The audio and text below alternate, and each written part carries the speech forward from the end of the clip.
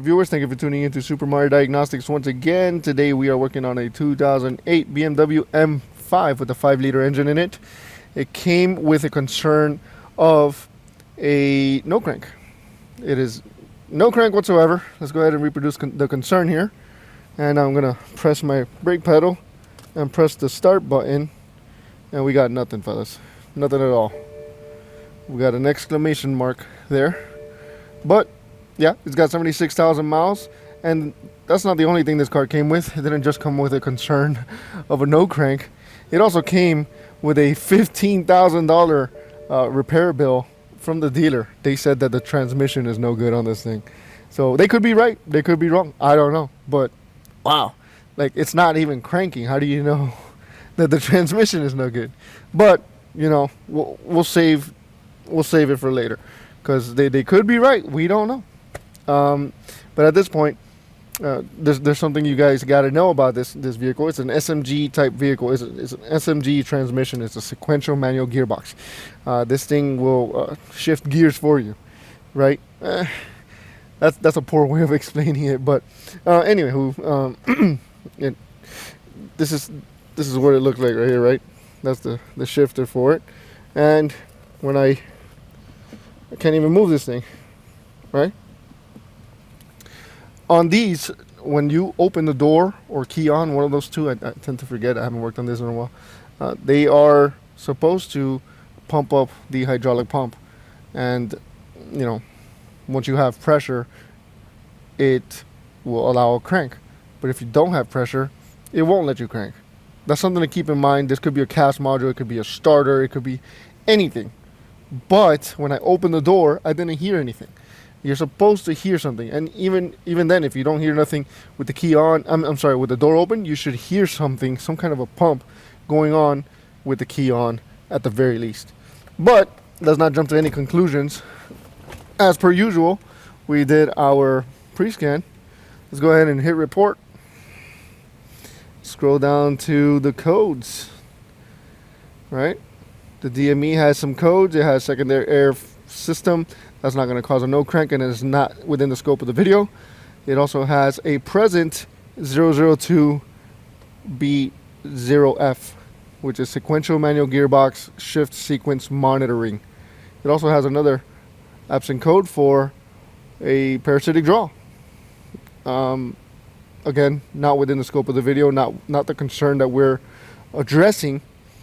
And also the SMG has 3 absent codes: the clutch, activation and position deviation, the on period for the hydraulic unit, and the hydraulic control unit, the amount of times that it activates the hydraulic pump. It's out of the threshold. And then we have other irrelevant codes. But the first thing I want to look at is I want to look at the SMG live data. Right? So, sorry for the glare. Let's go to live data. Let's start from the beginning. Let's go to hydraulics. We have a hydraulic pressure of 13 psi, right? That is not good. And it's supposed to prime the system, but that is unacceptable. I don't know what the threshold is for this thing to before this thing will allow a crank, but let's keep going. It shows that we are in neutral. I was able to tow it in without needing to force this thing into neutral. Our brake lamp works. And what else do we need to start the vehicle? Starter enabled, inactive. That's not good. Let's do key off and then key on again. Key on. Starter enable inactive. That's a problem, fellas. Of course it would be inactive because we have no hydraulic pressure here. And the transmission is not going, so this is not going to do us any good. But it's good to see that we have a good 5-volt reference. some cars, depending on the car, if you have a shorted 5-volt reference, you're gonna have a problem there. But um, these have sensors to show whether what position it's in and all that good stuff. And if those aren't reading right, you also might end up with a no crank situation. So first thing I want to do is take a look at the hydraulic pump. I've seen this before where the hydraulic pump was not able to give pressure and it caused a no crank. I don't think it's an immobilizer issue. Is it a starter issue? I don't think so, because looking at the diagrams to this stuff, the cast module is responsible for giving the starter the crank signal, and if the cast module doesn't get the okay from the DME, from the transmission module, from everything that is responsible for a crank enable or start enable, it won't send out the signal. So to look at the cast module and check to see if the button works, if the start button works, and all that stuff, we know it works. But to remove all doubt, because I know somebody will say, "Oh, why didn't you check it?" We'll save ourselves from this. We'll go ahead and take a look and make sure that the switch is good. Right, so where would we see that? Maybe terminals. And we turn my key off. We have 0. So my switch actually works. The switch is not a problem. The button works, obviously. And we go ahead and turn it on again. Terminal 15. And then terminal 50 would be the final crank signal. But we got nothing because it won't allow it. But there's no codes in the cast module for anything like that. So if there was a starter issue, we would have a code for a starter issue. Trust me, because this car has a 9-hour starter job on this thing. So yeah, it would throw a code for that for sure. But we're gonna stick to the plan. We're gonna take a look at the hydraulic pump. I believe it's a DC motor. It's a regular old DC motor. It's like checking a blower. It should have 2 wires to it. We should be able to see power and ground. We're gonna, we should see if there is any active testing, because I know ISTA will do it, but I'm not sure if the Altel will do a hydraulic pump activation. Let's see, general hydraulic pump. Check it out. We're gonna go to hydraulic pump. You know what? Let's activate it now. I don't hear anything, but we're gonna activate it again. Let's get underneath. Let's check for leaks. Sometimes if your fluid leaks out, you're not gonna get any pressure. You might be able to hear the pump, but in the end of the day, the leak would be something. It's crucial. It would lead to a failed pump. So let's take a look at that. I'm gonna keep my key on and stick around. Alright, so we are underneath with the shields taken off, and this is our accumulator. That is not what we're concerned with at the moment. There are no external leaks. It's very rare for these to go bad. They may go bad, but at this point we need to find out why we're not hearing anything when we activate the hydraulic pump. Is it our scan tool? Is it the pump? Is it a fuse? What is it, right? So we're here, and this is the pump. And we see a little harness coming out of it. It's hard for you guys to see it, but it would be hard regardless, because of how tight this is here. But it is definitely a 2-wire system. If we go back to our scan tool, right, to activate it, right, let's go ahead and activate it. I hear 0. I hear nothing. Is it my scan tool? Is it the pump? What is it, right? So I wouldn't be surprised if it was my scan tool, but that would suck. But I want to check for powers and grounds there. All right, so we got some back probes connected to a headlamp. It's a 4-amp draw, much less than what's required by this hydraulic pump. So let's go ahead and connect that and see if we have activation of this hydraulic pump.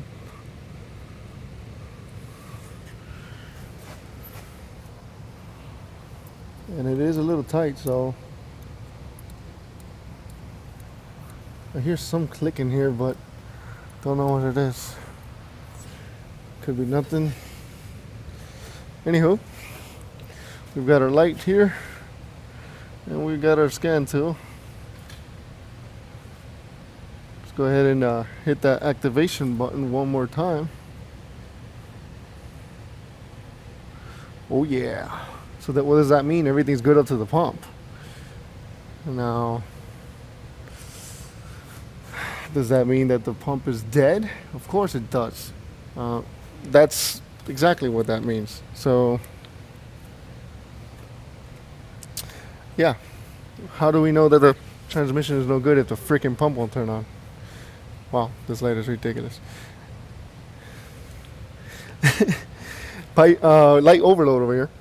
We're gonna go ahead and see what the customer decides to do. We're gonna tell them they have what seems to be either seized, which I don't think it is, or a open circuit pump, and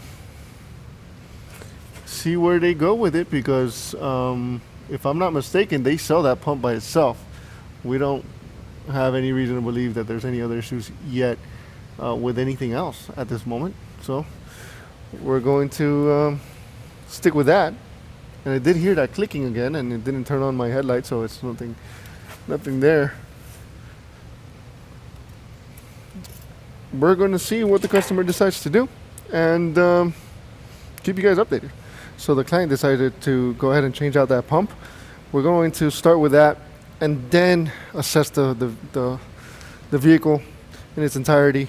But that's something that we just need to do before we could do anything else. It's kind of like, well, we don't know how an engine runs before you put a starter on it, but when you put a starter on it, that's when you find out what's wrong with the car, right? Anywho, we're going to go ahead and change out that part. I'm going to mark the old pump so you guys can see it, and I won't be filming how to do it. This isn't really a how-to video. This is a diagnosis video, fellas. So that's what we're going to keep it as, and I'll be showing you guys the new part number and everything. I'm gonna mark that with an X, and yeah, let's catch up with you guys when we're done. All right, so we got the old part out. Here's the new part. The part number is 23017841032. That's the part you're gonna want to put on there, and it's not too bad of a job. I mean, it should be fairly simple. You know, remove the reservoir, drain the oil, get all that stuff out of there, and then it'll come right out. That's oversimplifying it to the max. It is not as simple as one would think it. I don't know. I don't think Service Info even shows any of this stuff, so yeah, I oversimplified it big time. So any of you thinking that this is gonna be like in and out, think again. We'll go ahead and update you guys once it's done, but so far so good. I forgot to mention that the new one, we can twist that shaft, and the old one we cannot. So yeah, this thing is seized. I'm surprised it didn't blow a fuse. Let's go ahead and slap this thing on and take it from there. Alright, so I decided to open up the old one, and yeah, take a look at that. It's a sight for sore eyes. It is completely destroyed in there. But yeah, I'll tell Will do the bleeding procedure. I haven't fully assembled the vehicle. I just wanted to see if it'll crank. I mean, it came for a crank no start.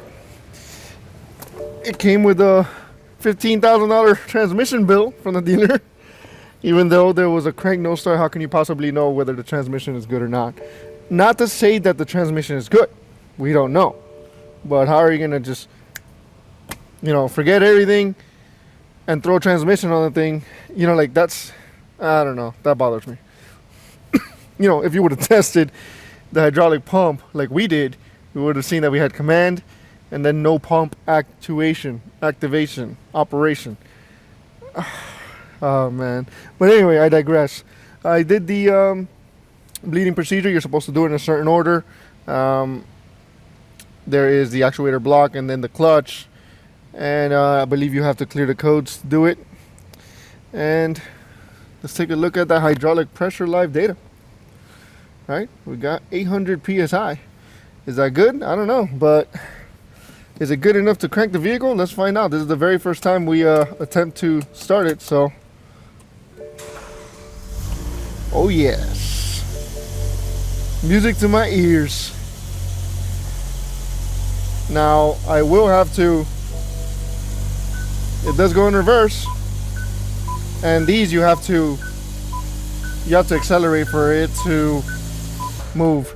But the point I was trying to make is I wanted to show the confirmed fix. I will have to check the level one more time now that it's bled, and assemble everything and this go for a test drive and see what comes back, if there's any real issues with the transmission, which I truly doubt. I think this was just one of those, like, they looked at the codes and they said, hey, just slap a transmission on there. Oh man, that sucks. Well, the customer is going to be extremely happy, and I think we won ourselves a customer for life. I believe it is his first time here, if I'm not mistaken, and it is good. It is good, you know. It is a good thing to be able to prevent that kind of stuff. We see it a lot, actually. I'm not trying to throw shade at dealers, but we see it a lot from a lot of shops, all kinds of shops, where they give some kind of exorbitant amount of repair bill. And it truly doesn't need that, and it's just laziness. It's just laziness. It's not taking the time to properly test and find out what's going on before making a ridiculous call. Like, if they would have just checked the hydraulic pump. Oh, we are changing by the relay by mistake. We are changing the relay by mistake. By the way, in case anybody was wondering, it's one of those situations. It's like when you change a fuel pump, just change the relay too, because it was overworked and it burned to death, and the relay is kind of the mule. It's kind of like the workhorse, so we're gonna change that as well. I haven't done so yet, but point I was trying to make is, we see this all too often where people take their cars to shops that are supposed to be the standard. They have all the training available to them, and I don't even have the training available to me like that. I have to go and search people who dedicate themselves to teaching this kind of stuff, and even then it's kind of hard. So I figured, why not put this out there and share it with you guys. Now, you may, if you're watching this and you're not a technician, or even if you're a technician, this may not be your problem. You may not have necessarily a hydraulic pump problem. You may have something else. So, but the idea is to start fresh. If you look at live data, you see that there's no hydraulic pressure. Try to activate the pump. Now, if you didn't know already, that the door, when you open it, it's supposed to activate the pump. There's clues to this, and it all comes together. It all helps. And in the next video, if I ever do another SMG, I haven't seen one of these in years, but if I ever do another one, it may not be the hydraulic pump. It may be something else. It may be a sensor, a travel sensor or something like that, where it doesn't think that it's in neutral, but it actually is, and it doesn't let the vehicle start or something like that. So the point of the video, of that statement, is that if you're watching this video to find a quick fix, I don't think that's the right approach. You will get burned if you do that. You may get lucky, but if you get burned, it's a big burn. These things are expensive. You don't want to just throw parts of these things. You want to test, look at live data, get all the clues, gather as much data as you can, and come to a diagnostic conclusion.